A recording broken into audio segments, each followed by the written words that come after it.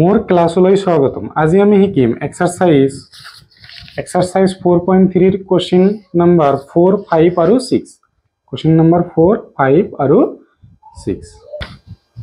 ভিডিওটো চাই যদি ভাল পাইছা তেনেহলে এটা লাইক কৰি দিবা আৰু চেনেলটোত নতুন হলে চেনেলটো সাবস্ক্ৰাইব কৰি দিবা। তো আজিৰ কোশ্চেন নাম্বাৰ 4 ত কি দিয়া আছে আমি আমাৰ প্ৰথম কিলোমিটাৰত বাবে ভাড়া 8 টকা, মানে এখন মহানগৰৰ ট্যাক্সি ভাড়া এনে ধৰণৰ। মানে প্ৰথম কিলোমিটাৰত যাব কাৰণে 8 টাকা দিব লাগিব, তাৰ পিছৰ ভাড়া প্রতি কিলোমিটারত 5 টাকা, মানে প্রতি 1 কিলোমিটার যাব 5 টাকাকে বাড়ি যাব, 10 কিলোমিটার গলে 50 টাকা এনেকুৱা কথা। আৰু অতিক্ৰম কৰা দূৰত্ব x কিলোমিটাৰ আৰু মুঠ ভাড়া y টাকা বুলি ধৰি এই তথ্যৰ ভিত্তিত এটা ৰৈখিক সমীকৰণ লিখা আৰু ইয়াৰ লেখ অঙ্কন কৰা। প্ৰথমতে আমাক কি কৰিব দিছে, ৰৈখিক সমীকৰণ কৰিব দিছে, তাৰ পিছত লেখ।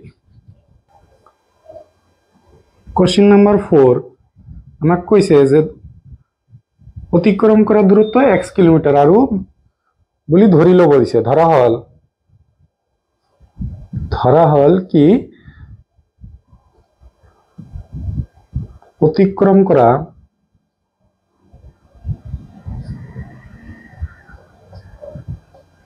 দূৰত্ব x কিলোমিটাৰ হব, আৰু মুঠ ভাড়া কি দিছে, মুঠ ভাড়া দিয়ে আছে আমার y টাকা।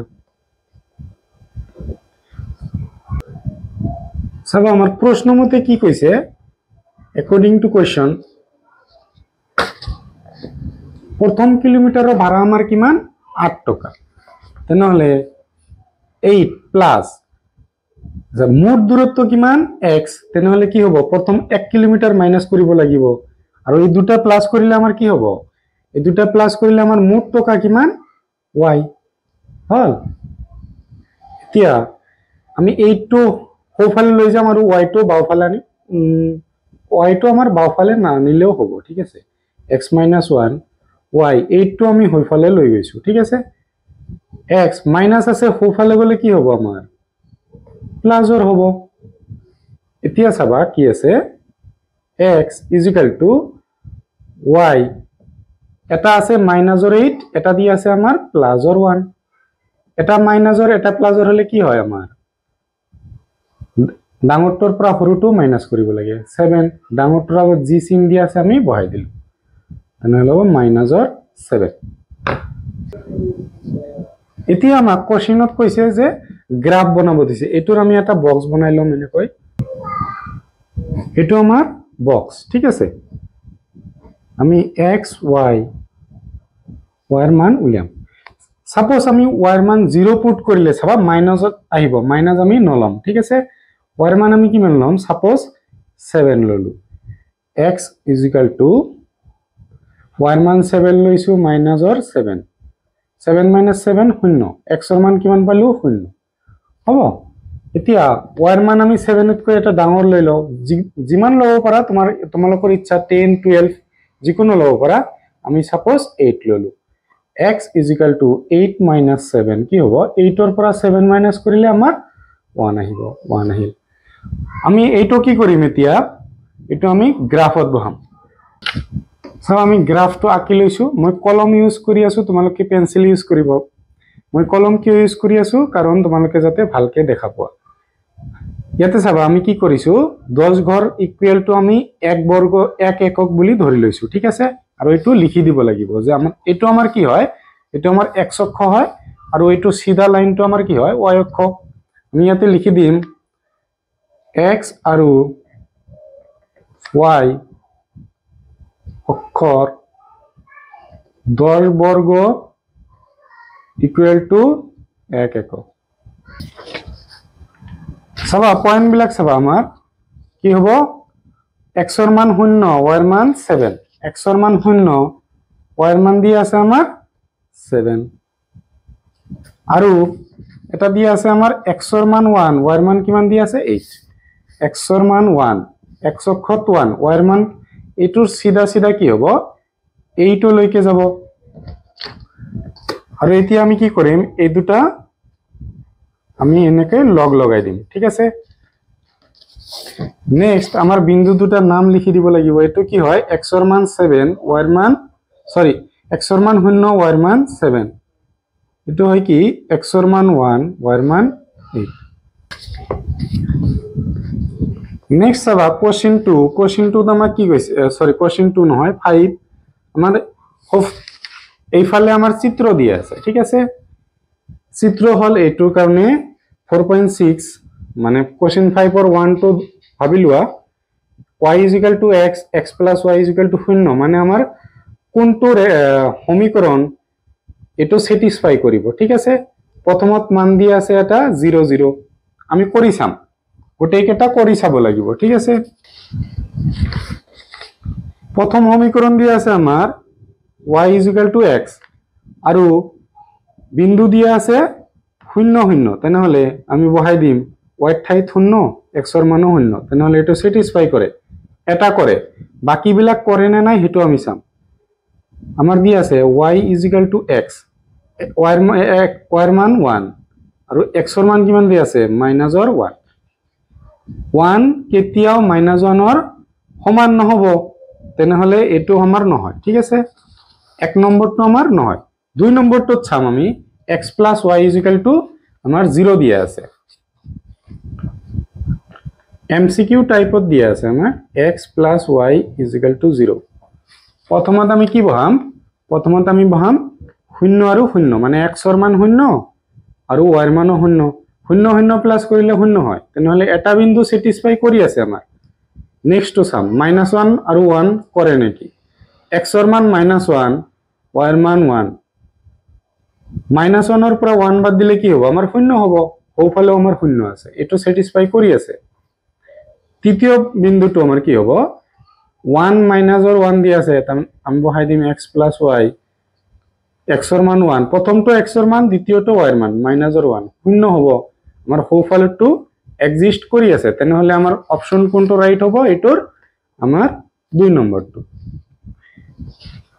এতিয়া আমি এটো চাম কি হ'ব। সো প্রথম সমীকরণটো দিয়ে আছে আমার y = x + 2 আৰু এটা বিন্দু লৈ চাও -1 3, x এর মান -1 y এর মান 3, x এর মান -1 আমি y এর মান 3 দিয়ে আছে, x এর মান -1 + 2। আচ্ছা এটো সাইডত 3 আছে, এটো হোফালে আমার হয় না নাই আমি চাম। 2 এর পৰা 1 মাইনাস কৰিলে 1, 1 কেতিয়াও 3 এর লগত ইকুয়াল নহয়, তেনেহলে এটো নহয়। 2 টো আমি চাম x - 2, আমি এইটো বিন্দুৱে লৈ চাম -1 আৰু 3। চাবা y এর মান কিমান দিয়ে আছে আমার 3 দিয়ে আছে, বহাই দিলু। x এর মান কিমান দিয়ে আছে -1 -2, দুটাই মাইনাস হলে আমার সংখ্যা দুটার কি হয় প্লাস কৰিব লাগে, কিন্তু 3 কেতিয়াও -3 এৰ ইকুয়াল নহয়। 3 নম্বৰটো কৰি চাম আমি। চাবা y = দিয়ে আছে -x + 2, প্রথমতে এটো বহাই চাও y এর মান x এর মান -1 মাইনাস দিয়ে আছে আৰু এটা মাইনাস +2 আৰু y এৰ মান কিমান দিয়ে আছে 3, আমাৰ ইকুয়াল হয় না নাই দুইৰ ফালে। এমসিকিউ হিসাবে আহিব, ঠিক আছে। মাইনাস মাইনাসত +1 + 2 দুইৰ ফালে আমাৰ ইকুয়াল হৈ আছে, এটা আমাৰ স্যাটিসফাই হল আৰু হয় না নাই 0, 2 দিয়ে আছে, মানে x এর মান 0 y এর মান 2। সমীকরণটা আছিল y = -x + 2, x এর মান দিয়ে আছে আমার 0, x এর মান 0 আমি বহাই দিলু +2, y এর মান আছে 2, 2 এর পৰা 0 মাইনাস করলে আমার কি হবে 2, দুইটা ফালে হয়ে আছে, আমার দুটা স্যাটিসফাই হল আৰু এটা আছে 2, 0, তার মানে y এর মান 0 দিয়ে আছে। আমার সমীকরণ আছিল y = -x + 2, x এর মান -2 + 2, -2 + 2 কি হব 0 হল, তিনিওটাই স্যাটিসফাই হল, তেনেহলে আমার অপশন কোনটো হব, অপশন আমার 3 নম্বর। যদি এটা স্থির ধ্রুবক বল প্রয়োগ করা হয়, কোশ্চেন 6 দিছে আমাক, বস্তুটি অতিক্রম করা দূরত্ব সমানুপাতিক হয়, তেনেহলে এই তথ্য দুটা চলকযুক্ত রৈখিক সমীকরণ এটারে প্রকাশ করা আৰু এই স্থিৰ বলক 5 একক ধৰি ইয়াৰ এটা লেখ অংকন কৰা তদুপৰি এই লেখৰ পৰা বস্তুটো কৰা কাৰ্য কিমান হ'ব উলিয়া যেতিয়া বস্তুটো অতিক্ৰম কৰা দূৰত্ব কি হ'ব 2 একক আৰু 0 একক ঠিক আছে আমি কোশ্চেনটো বুজাই দিছো প্ৰথমতে আমাৰ কি কৰিব লাগিব আমাক ধৰা হল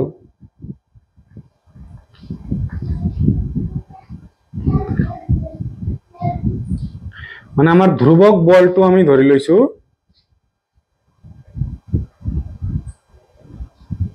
কি হ'ব k একক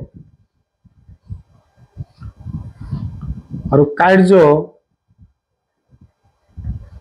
কি হ'ব y একক অতিক্ৰম কৰা দূৰত্ব কিমানখিনি গৈছে আমি হেতু ধৰি লম অতিক্ৰম কৰা দূৰত্ব কি হ'ব x একক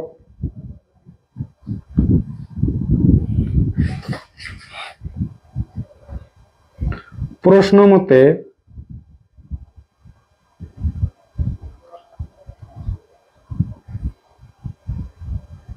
আমাক দি আছে কি দি আছে কাৰ্য কাৰ সমানুপাতিক হয় আমাৰ দূৰত্বৰ সমানুপাতিক হয় ঠিক আছে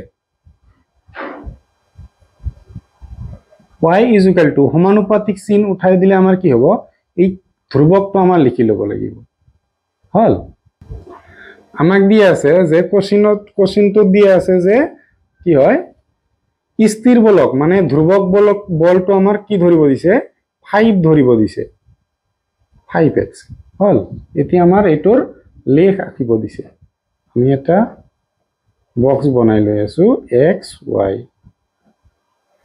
সাপোজ আমি x এর মান 0 বহাই দিলু y = 5 * 0 কি হ'ব আমি 0 পাম নেক্সট আমি সাপোজ x এর মান 1 বহালু y = কি হ'ব 5 * 1 কিমান পাম 5 * 1 আমি 5 পাম হ'ব এটো ধৰি আমি এটা কি আঁকিম গ্ৰাফ আঁকিম আমি এটা গ্ৰাফ আঁকি লৈছো 10 ঘৰ ইকুৱেল টু কিমান ধৰিছো 1 একক বুলি ধৰি লৈছো x অক্ষত আৰু y অক্ষতো আমাৰ একে ধৰি লৈছো ঠিক আছে এটো মই ইয়াতে লিখি দিম x আৰু y অক্ষত এটো নিলিখিলে কিন্তু তোমালোকৰ সাৰে নম্বৰ নিদিয়া ঠিক আছে এটো লিখিব লাগিব y অক্ষত 10 ঘৰ = কি হ'ব 1 একক আমাৰ বিন্দু কেটা কি পাইছিলো চাবা প্ৰথম বিন্দু পাইছিলো x এৰ মান 0 আৰু y এৰ মানো 0 আমাৰ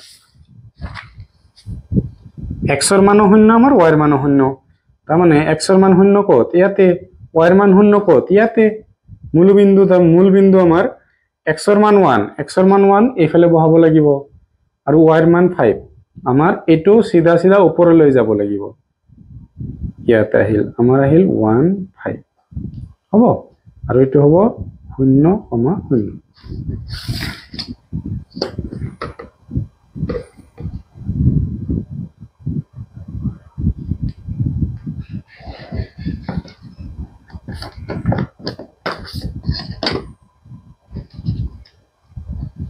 হ'ব ভিডিওটো পজ কৰি লিখি লোৱা আৰু ভিডিওটো চাই যদি ভাল পাইছা তেনেহলে নিজৰ সমনীয়াৰ সৈতে শেয়াৰ কৰি দিবা